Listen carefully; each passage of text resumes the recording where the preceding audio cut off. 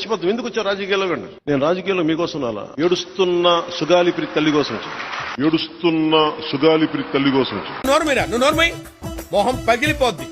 ఇప్పటికి కూడా ఈ రోజు వరకు కూడా మీరు మా మీద బాధితుల లాగా చూడకుండా ముద్దాయిలాగా చూస్తూ నా కూతురు సుగాలి ప్రీతి మరణించిన వార్త కంటే మీరు మాకు పెడుతున్న బాధలే ఎక్కువయ్యాయి. మీరు మానసికంగా మమ్మల్ని చంపేస్తున్నారు, మమ్మల్ని మోసం చేస్తున్నారు. ఇప్పటికి కూడా ఈ కూటమి ప్రభుత్వంలో కొంచెం కూడా మరి చలనం లేదు. 2019 నుంచి 2024 వరకు జగన్మోహన్ రెడ్డి గారిని మీరు అంతగా నిలదీశారు కదా, మరి అదే దాంట్లో ఒక 10% అన్నా మీరు కూటమి ప్రభుత్వాన్ని ప్రశ్నించి ఉంటే ఈ రోజు నా కూతురు కేసుకు ఒక సొల్యూషన్ వచ్చేది.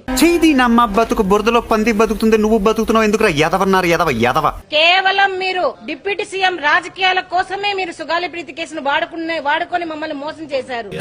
నువ్వే పెద్ద మనిషివయ్యా, పేడ పురుక్కన హీనమైన వాడు. అన్నా మేము ఏ ఆస్తులు అడగడం లేదు, మేము ఏ హోదాలు అడగడం లేదు, మేము ఏ సీట్లు అడగడం లేదు. కేవలం మీరు పిలిపించుకొని 2019లో మాట ఇచ్చారు, అమ్మ మేము చేస్తాము, మీ కేసుకి న్యాయం చేస్తాము. మన గవర్నమెంట్ ఫామ్ అవగానే ఫస్ట్ కేసు సుగాలి ప్రీతి తీసుకుంటాం.